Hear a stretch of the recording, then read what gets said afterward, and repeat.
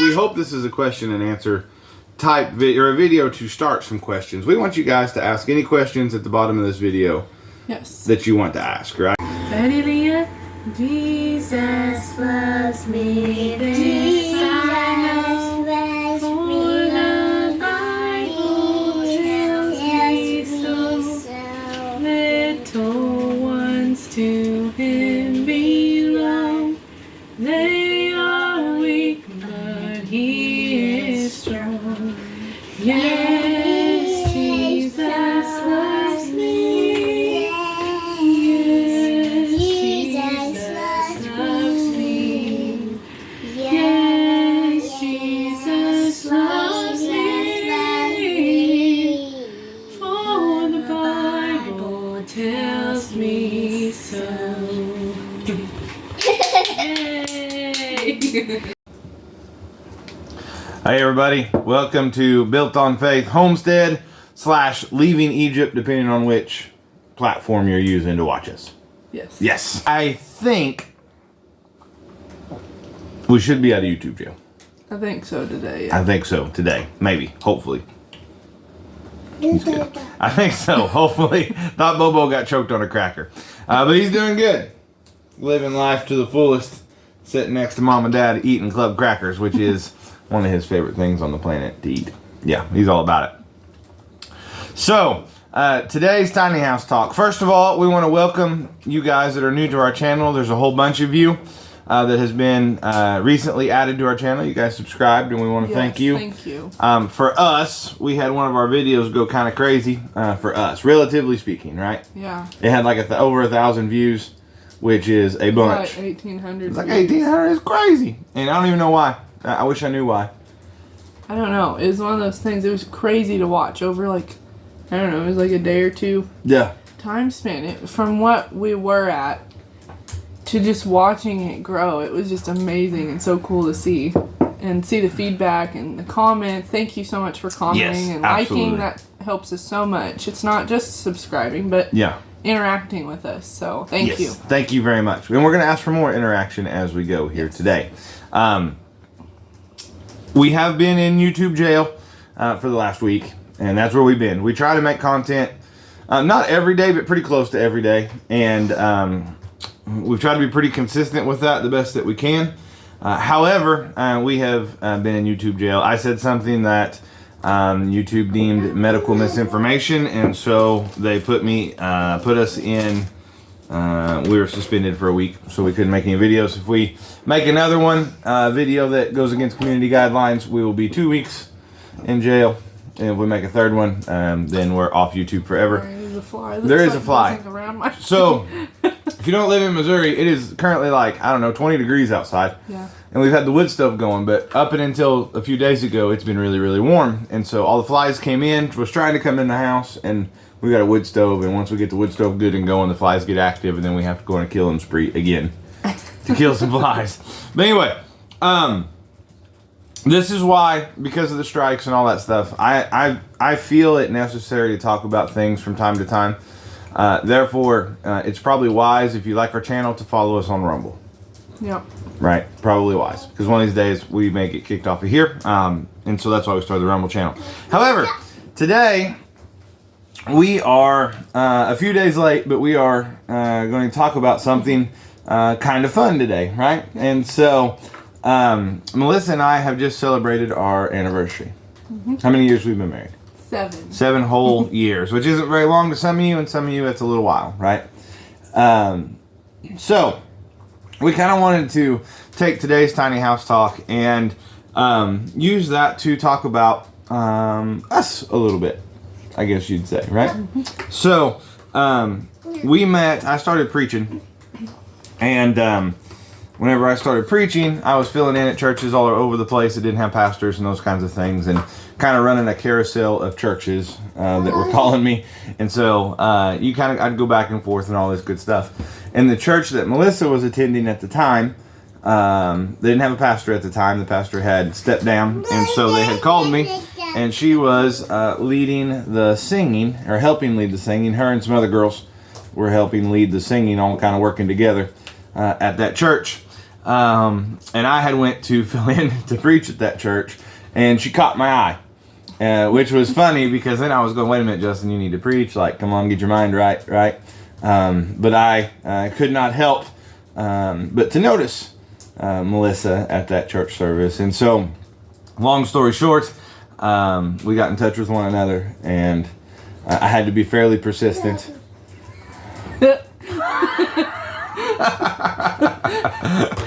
I had to be fairly persistent, but finally convinced her.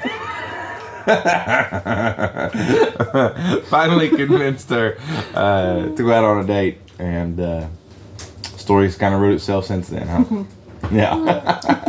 So by persistent, I mean she was going to a local community college, and we were messaging back and forth and talking, and she's having a rough day, and so I had enough of this girl dodging me a little bit.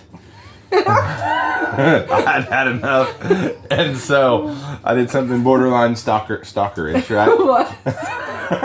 Like I still remember that. So I just showed up at her school, like I was texting her, and I had like a later night class, like yeah, I don't know, it was like 9 o'clock. or 10 when I got out. Yeah, it was like 9 o'clock when you got out, and I just showed up with a teddy bear and some Reese's Pieces to make her day better.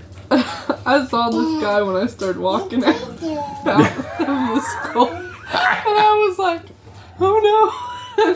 I was like, can I just pretend it's not my car? I don't know how you knew that was my car. Because I had messaged you and told you what I was doing, and you told me. Oh, where I your think car I was nervous too walking Yeah. out because of that. Yeah. Yeah, and you told me where your car was parked. Borderline stalkerish, probably. It was a little bit. A little bit. But sometimes you just got to take a swing and hope it connects. You know what I mean? Mm-hmm. Yeah, you just got to take a stab at it and hope it works out. Though. Yeah, I'm glad I did because ever since then, it has been a crazy race, but we have had quite the life so far. So we have, when we were dating, we went to like every revival in the country. And she lived here in Conway, and I lived clear at Lake of the Ozarks, and was working for the city of Osage Beach at the time. And so I'd get off work, and we'd know about some revival someplace, and I'd run down here and I'd pick her up, and then we'd meet in Lebanon, one of the two, and we almost always just hit a fast food joint in Lebanon for some food, and then off to the revival we would go. We did that a lot, a whole bunch, and then I would be preaching revivals, and we'd be doing that as well. And my grandpa, who's since passed away, they was going to church. Grandma and Grandpa, they was going to church with me like every Sunday, and I was preaching over at a little church on 64 called Bailey Chapel. And one week, for whatever reason, Melissa couldn't go with me. And Grandpa, he was riding in the front seat next to me, and he goes, son, now I won't tell you what to do in your own life. And I was like, well, Grandpa, I appreciate that. And he goes, but, that girl likes to go fishing with you. That girl likes to come to church with you, and she doesn't just come to church, she gets involved. She goes and she prays and she goes to the altar and she sings, and he goes, you better not let that girl go. And Grandpa, you can picture him in that big deep voice, right? And I was just like, I'm not planning on it, Grandpa, right? Not planning on it. So, ever since then, right? Church, a lot of hunting, a lot of fishing, a lot of canning, a lot of gardening. And I'd love to tell you it's all been peaches and cream, but it's not been. We fight a lot. Used to fight a lot more than we do now, right? So I'm gonna tell you a little secret that not everybody knows. I'm very, very, very, very, very stubborn, like a mule. Should be a nice way of putting it, but like a mule, right? And Melissa is also very, very, very, very, very stubborn, like a mule. The difference is I admit mine, and she kind of wants to punch me right now for saying it. Right? And so, sometimes our stubbornness clashes. I think I'm stubborn in other things. You are. You're stubborn in different things. But definitely stubborn. And all joking aside, guys, I want to tell you this. If we were not saved, born again, children of God, we'd already be split up. Right? Too much fire there, right? Both of us. Too fiery. Probably wouldn't work out. stubborn and frustrated at one another in our walks in this life. However, we always found ourselves coming back to one another, even fighting and arguing. We'd still cuddle, and I get tickled, right? She'd be just madder than a hornet at me, and we'd go to bed, and in her sleep, right, she would always end up like right over, cuddled up next to me, and it always made me laugh so much that sometimes I'd wake us up. But that's kind of us, man. That's. But it's been, I would say, as the years go on so far anyway, we fight less, for sure. We don't fight as much. So everyone talks about like newlyweds and all that, and we argued a lot whenever we were newlyweds. Yeah. We had a lot to sort out quickly. We also went through a lot as newlyweds. A whole lot. I had bought a house for us before we got married in Lebanon. Most of our family was in Lebanon. My family was at Lake of the Ozark area, was moving back to Lebanon, and Melissa's family was in Lebanon, and so we decided to move to Lebanon. It was only about a 30-minute drive to work for me, so that's not too bad. Boy, that wood stove is kicking the heat off. I can feel it already. But anyway, we'd bought a fixer-upper house. Now, the funny part of this story was, I'd grown up working on houses like with my dad, right? And in my dad's houses growing up, like sometimes you knew you had to wear shoes into the bathroom because the floor was ripped out, right? Or you didn't stick your finger in the electric sockets or the switches where the switches are because the cover wasn't on them, right? Like I kind of grew up in that world, and so I kind of knew like this is going to be a little bit of kind of organized chaos for a while. And Melissa did not grow up doing that kind of thing, right? And so when we got married, I had the flooring in all the bedrooms and the hallway. The living room, the kitchen, and the dining room, none of it had flooring in it. Subflooring. Yeah, it was just subflooring. It was all ripped out. The dining room still had the old vinyl flooring in it. I hadn't ripped it out yet. Mm-hmm. So Melissa got exposed to what it's like to have drywall dust in your house almost all the time, and subflooring and all that. The day we found out we were having Luella, I had already bought all the flooring. I was letting it acclimate to the house. It had been in there like 3 days, and we found out we were having a baby. I was like, well, I guess I better get the rest of the flooring in, right? So that caused a lot of stress. If you've ever remodeled a house as a couple, you know that's a stressful time. Mm-hmm. Right, between the mess and the picking stuff out and the expense and all of that, right? So at the time, I was taking every extra penny we could come up with and dumping it back into that house, because the thought process was, we're going to fix this house up really nice, and then we're going to sell it, and we're going to use that profit to move further out in the country like we really wanted to be anyway. That was the whole reason for buying the house, mm-hmm. right? And so that caused a lot of stress in our marriage right at the beginning, right? And then Melissa got diagnosed with the PCOS, right, at the beginning of our marriage.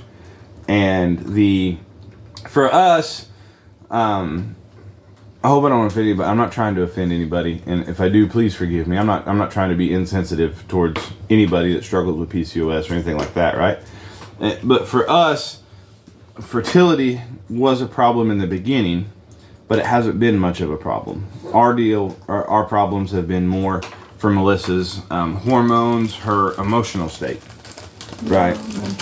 Mental and emotional state has been a real struggle with her PCOS, and still continues to be. It's a lot better today than it was 5 years ago, but it's still a struggle, right?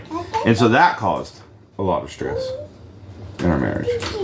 Yeah. It did. And then I was working a ton. I was working a bunch of hours, and then I was coming home and working on the house or the garden or the yard or all of that. When we first had Luella, I pretty much only seen her. I would hold her while she slept for a little while, a lot of times, and then on the weekends I'd get to play with her some and stuff. But I didn't spend much time with her, which also caused a lot of stress by me working all the time and constantly doing something like that, like always running and doing and all that kind of stuff. So that caused a lot of stress. And then my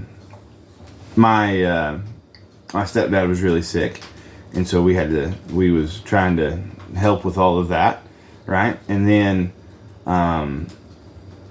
we lost a baby between Luella and Leah, which caused a lot of heartache and a lot of pain, and a lot of stress in our marriage. And so there one day we was kind of talking at our old house about all of the things like we had been through in a very short amount of time, right? Like 5-year time span. And I laughed and told my wife at the time, I said, I feel like God has just pushed us through a whole marriage worth of stress in 5 years. Like, he got us through. Don't. I'm not complaining about that. What I'm saying is, I think God intended for us to mature very quickly in our marriage. Yeah. Almost a trial by fire, if you will, right? We're going to lay the heat to this thing and get out the impurities real quick. Yeah. Right? So the Bible talks about how God sometimes will lay the flame to the silver so that the dross will come to the top and you can get rid of that stuff. In the New Testament, it talks about purging the vine, right? About pruning the vine. Taking off the stuff that's not helping it be fruitful so that it will be more fruitful, right? And I feel like we had to go through a whole bunch of that our first few years of marriage in a hurry, right?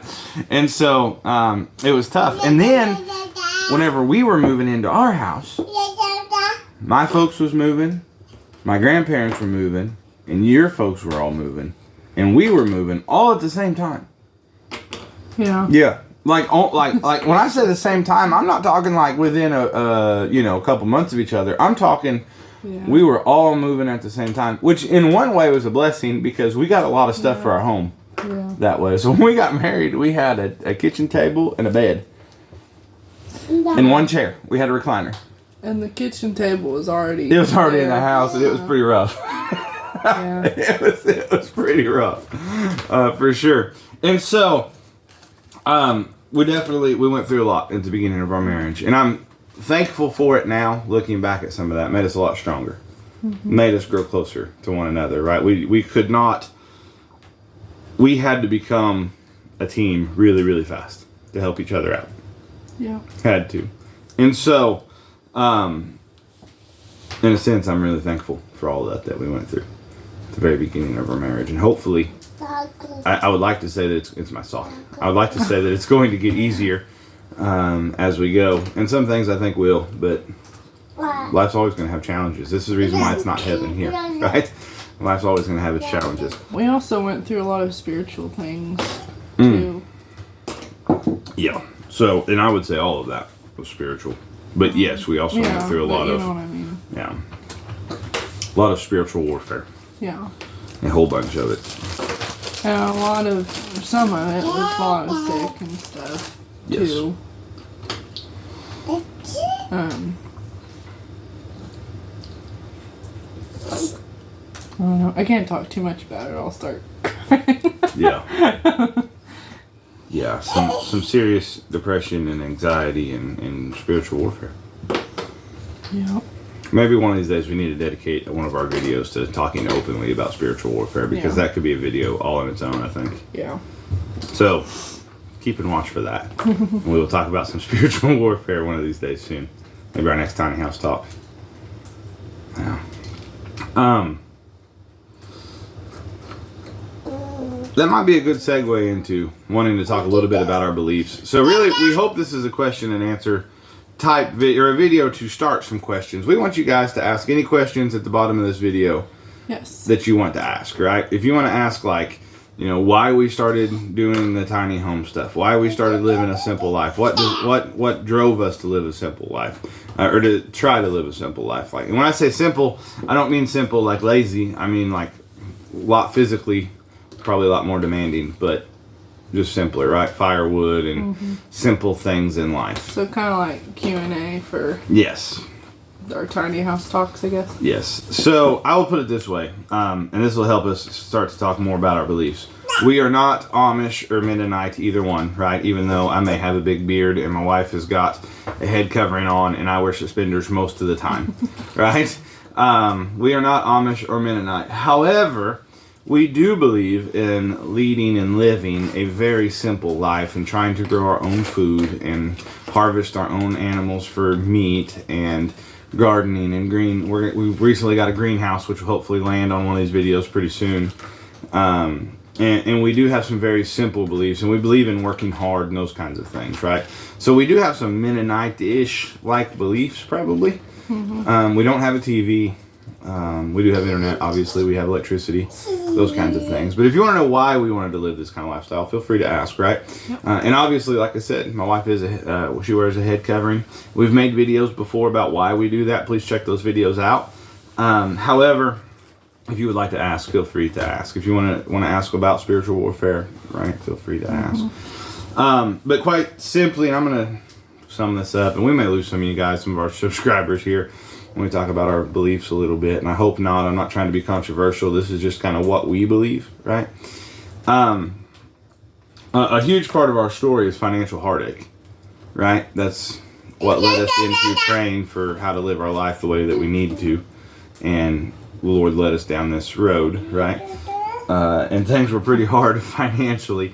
And so whenever we started learning about like wild greens and wild edibles and all of those things, it really lit a fire inside of you, for sure. Like you were mad for a while after you started learning all this stuff. Would you like to explain to YouTube worlds why you was mad when you started learning about all of these greens that are readily available to us throughout most of the year? I guess I was just upset because, like, I had never really been taught that ever, which I am not mad at my parents or anything like that. They just didn't probably think about it, you know what I mean? I just wished I kind of did know about those things. Kind of like, you know, in schools and stuff, they have like financial classes, you know, stuff like that. I think there should be stuff for that, like learning that kind of stuff. Whether it be like a science Whether it be class, like a science or like a home class ec-ish type thing, or something, or just like basic that. survival might be a good class. Yeah. How to tie a knot and build a fire. Just because you don't know when you'll need it. Like, we were supplementing our food by using that knowledge and trying to learn that thing, not just for eating purposes, but for medicine also. I know you were that broke that you ate grass. I'm sure some people are thinking we did not technically eat grass. Well, no, not we grass. ate weeds. We ate weeds. But like, I don't know, dandelions and stuff. You just never know in life when you're gonna need that knowledge. Sorry, this fly's bugging me.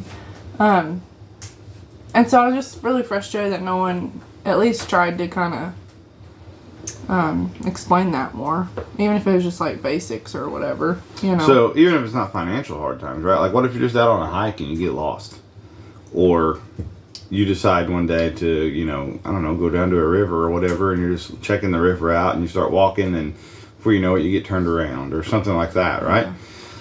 Yeah. So the wild edibles and those kinds of things were a big thing for us, and we got really, really, like, it lit a fire down inside the both of us to learn about wild edibles that grow naturally here in Missouri, including mushrooms, right? And so, not the ones that make you see Willie Nelson, but but mushrooms, right? And so, as we were learning this stuff, it felt so right to start learning this stuff, right? Just one of those things that just felt like it fit, right? And when I was praying about all of this, I felt like God said, you guys are always asking me to provide, and I have. It's all around you, right? And so, that being said, we got really driven to try to show people, not just the wild edibles, but also how you don't have to live by society's standards, per se, and you can be way happier, right? Mm-hmm.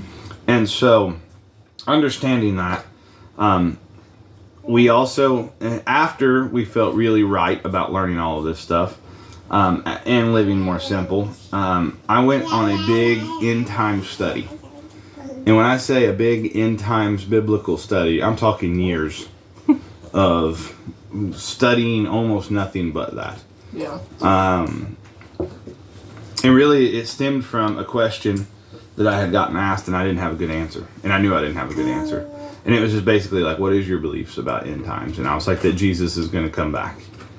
And that was my belief, right? And there's all this like pre, post, mid tribulational rapture beliefs and all these different kind of crazy stuff, right? And some people think that all the tribulation happened in 70 AD and all of that. And what I decided was I didn't have a good answer if somebody asked me a question, and I wanted to have a good answer. I wanted to be able to at least have a good biblically sound answer. And I didn't feel like I had that. And so I went to studying it, and I felt really, in fact, even I was praying one night about what to read as I was kind of being nudged this way. And the Lord told me to read some scripture that I still don't really understand to this day. And I went and I read it, and it was some end time stuff that didn't align with the pre-trib view. And I was like, now Lord, that doesn't make any sense. Because this, and this is supposed to happen first. And the Lord said, exactly, why don't you go study this out? And so I spent years.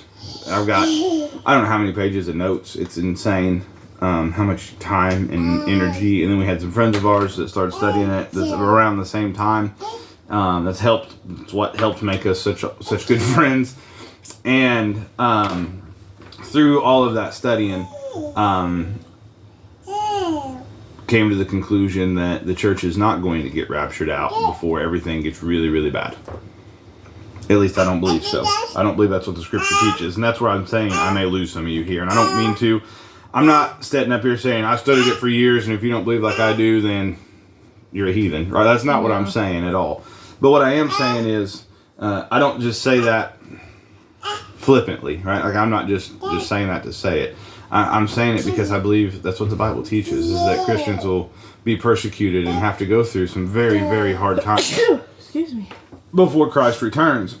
In which case, I felt it necessary to try to teach people about Christ, first and foremost, about having to place your faith in Him no matter what the situation is around you. But then also, it doesn't hurt to learn some of this stuff in case you may need it one of these days, right? Yeah. And so that's part of what drives us to do what it is that we do.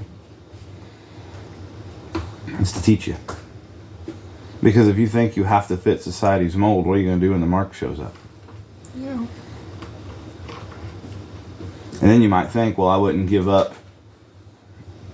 I wouldn't turn from the faith. I wouldn't take the mark, right, for a little bit of food. But that's kind of what we've done, humankind has done from the beginning of time. That's how Eve fell, right? Mm-hmm. Esau sold his birthright for some food. Like, it's kind of been our norm throughout the years. Throughout all of human history. Peter that said he wouldn't deny. He wouldn't deny Christ. Deny him, and then he did. Him 3 times. Yeah. And so, my thought process was, man, if we can help people put a little bit of food in their belly, maybe it'll help them be a little bit more spiritually strong. Yeah. All right. And if you can learn that you don't live on bread alone, it'll make you most spiritually strong, right? And so that's part of what kind of drives us to do what we do. So guys, we appreciate you guys watching. Thankful for the new subscribers. Please help us continue to grow this channel. Please continue to subscribe, like, comment, hit that rumble button, hit that subscribe button, all of those things. Please remember if you have any questions about anything. Like I said, why we live in a tiny house, why we live simply, why my wife wears head coverings, what we believe about whether or not you can lose your salvation, what we believe about spiritual gifts or spiritual warfare or any of that. Feel free to ask. Those questions are not questions that scare me. I don't mean to cause division. Those are all things that divide people, and I understand that, but don't be afraid to ask that kind of stuff, right? We'll do the best we can to answer the questions. I won't say that we have all the answers by any stretch of the imagination, but we will do our best to try to help you out wherever you need it. We appreciate you guys watching, and stay tuned. Catch us next time. Hopefully we got some other videos coming, greenhouses and those kinds of things. I've never done a greenhouse. That ought to be interesting. It should be exciting. Yeah, fun stuff. We'll catch you guys later. See ya.